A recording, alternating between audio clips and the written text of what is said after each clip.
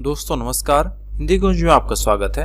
आज हम लोग बात करने चल रहे हैं जगन्नाथ दास रत्नाकर जी के जीवन एवं साहित्यिक परिचय के बारे में। यदि आप हिंदी कुंज चैनल में पहली बार आए तो यूट्यूब पर हिंदी कुंज चैनल को सब्सक्राइब कर लें ताकि आपको हिंदी भाषा व साहित्य की नवीनतम जानकारी प्राप्त होती रहे। जैसा कि हम सभी जानते हैं कि जगन्नाथ दास जी हिंदी साहित्य के प्रमुख कवि व साहित्यकार के रूप में जाने जाते हैं। आपका जन्म सन 1866 में काशी में सुप्रसिद्ध अग्रवाल परिवार में हुआ था।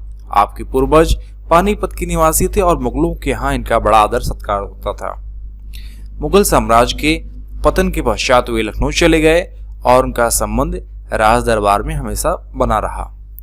रत्नाकर जी के परदादा सेठ तुलाराम जहांदर शाह के साथ आकर काशी में बस गए थे। रत्नाकर जी के पिताजी का नाम बाबू पुरुषोत्तम दास था, जो कि फारसी और हिंदी कविता के प्रेमी थे। इनका संबंध भारतेंदु हरिश्चंद्र जी से भी था, इसीलिए कविगण इनके घर में प्रायः आया करते थे। बालक जगन्नाथ को साहित्यिक वातावरण विरासत में मिला था। किशोरावस्था में ही इन्होंने भारतेंदु हरिश्चंद्र जी का आशीर्वाद प्राप्त कर लिया।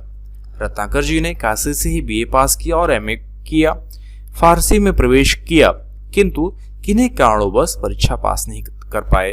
पहले आप जकी उपनाम से उर्दू में गजलें लिखा करते थे, बाद में आप ब्रज भाषा में कविता करने लगे और रत्नाकर अपना उपनाम रखा। सन 1900 में इन्होंने आवगढ़ स्टेट में नौकरी कर ली और 2 वर्ष तक यहाँ पे रहे। सन 1902 में ये अयोध्या के राजा सर प्रताप नारायण सिंह के प्राइवेट सेक्रेटरी हो गए और अंतिम समय तक इसी पद पर रहे। 22 जून सन 1932 को हृदय गति रुक जाने से आपका देहांत हो गया। रत्नाकर जी साहित्य सुधा निधि नामक मासिक पत्र का संपादन कई वर्षों तक करते रहे।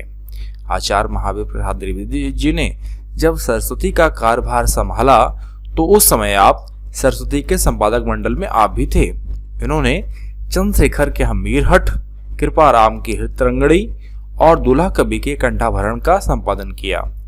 बिहारी रत्नाकर नाम से आपने बिहारी सतसई की अत्यंत प्रामाणिक टीका भी लिखी है। सूर सागर के संपादन का कार्य भी उन्होंने हाथ में लिया था, जो कि किसी कारणवश पूरा नहीं हो पाया। आपने ब्रज भाषा कवियों के लिए रत्नाकर पुरस्कार की स्थापना की, जो हर तीसरे वर्ष दिया जाता था। आपने अपना संग्रहालय भी काशी नागरी प्रचारणी सभा को दान में दे दिया। रत्नाकर जी के स्वभाव में सरलता, विनोदप्रियता, भारतीयता और श्रेष्ठता का विशिष्ट स्थान था। आपकी मित्र मंडली पुराने ढंग के रईसों के समान थी। आप काव्य पाठ भाव विभोर होकर करते थे। आपको अनेक भाषाओं का ज्ञान था और ब्रज भाषा को उन्होंने लोकोक्तियों, मुहावरों, व्यवहारिक शब्दों के प्रयोग से संपन्न किया। आपने कलकत्ता हिंदी साहित्य सम्मेलन का सभापतित्व भी किया। वैष्णव कवि होने के कारण आप हिंदी की प्राचीन काव्यधारा में रचना किया करते थे। कुछ विद्वान इन्हें मैथ्यू आर्नोल्ड की तरह हिंदी का अंतिम क्लासिक कवि भी स्वीकार करते हैं।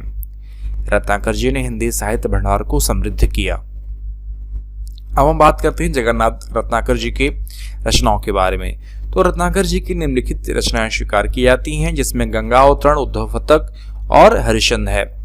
साहित्य रत्नाकर, घनाक्षरी नियम, रत्नाक और समालोचना 10 अनुवाद है। हिंडोला, कलकासी, श्रृंगार लहरी, गंगा विष्णु लहरी, रत्नाष्टक, वीराष्टक आदि हैं। रत्नाकर जी की प्रथम रचना हिंडोला प्रतीत होती है। इसके पश्चात समालोचना दर्श की रचना की गई। गंगा अवतरण काव्य की रचना गंगा अयोध्या की महारानी के प्रेरणा से हुई थी और इस पर कवि को 1000 रुपए का पुरस्कार भी प्रदान किया गया था। हम बात करते हैं रत्नाकर जी की भाषा शैली के बारे में। तो रत्नाकर जी ने प्राचीन परंपरा का निर्वाह करते हुए ब्रज भाषा में ही काव्य रचना की है। ब्रज भाषा ही काव्य भाषा के रूप में अधिक प्रयुक्त होती थी। ऋतकाल के कवियों ने शब्द खिलवाड़ की प्रकृति के कारण भाषा को अत्यधिक विकृत कर दिया। द्विजदेव और भारतेंदु ने ब्रज भाषा को नवीन संस्कार दिया। रत्नाकर जी ने ब्रज भाषा में माधुर्य, कोमलता और सरसता को खड़ी बोली के समक्ष अधिक महत्वपूर्ण ढंग से प्रस्तुत करना चाहते थे। बाबू जगन्नाथ दास रत्नाकर जी खड़ी बोली के युग में ब्रज भाषा के सबसे बड़े कवि थे। भाषा संबंधी अध्ययन उनका विशाल था। ब्रज भाषा के प्रति अत्यधिक अनुराग के कारण उनकी प्रवृत्ति पौराणिक कथाओं ने नवीनीकरण की तरफ हुई है। उन्होंने ब्रज भाषा का परिष्कार कर उसको नवजीवन प्रदान किया और अनेक अप्रचलित शब्दों का बहिष्कार करके उसके स्थान पर अन्य भाषाओं के प्रचलित शब्दों को प्रयुक्त किया। इन्हीं विशेषताओं के कारण रत्नाकर जी का हिंदी साहित्य में महत्वपूर्ण स्थान रहेगा। तो इस प्रकार इस वीडियो में जान पाए कि जगन्नाथ दास जी रत्नाकर जी की भाषा शैली क्या है, उनकी प्रमुख रचनाएं कौन कौन सी हैं और उनका जीवन परिचय क्या, और उन्होंने कौन कौन से पद पे रहे और कौन कौन सी पत्रिकाओं का संपादन किया। आशा करता हूँ कि इस वीडियो के माध्यम से आप अपनी परीक्षाओं में अधिक अंक प्राप्त कर सकते हैं। यदि आपको यह लेख लिखित रूप में चाहिए तो आप hindicoin.com को विजिट करें। नीचे डिस्क्रिप्शन बॉक्स में लिंक दिया गया है, जहां पर जाकर आप यह लिंक प्राप्त कर सकते हैं। आशा करता हूं कि यह वीडियो आपके लिए उपयोगी सिद्ध होगा।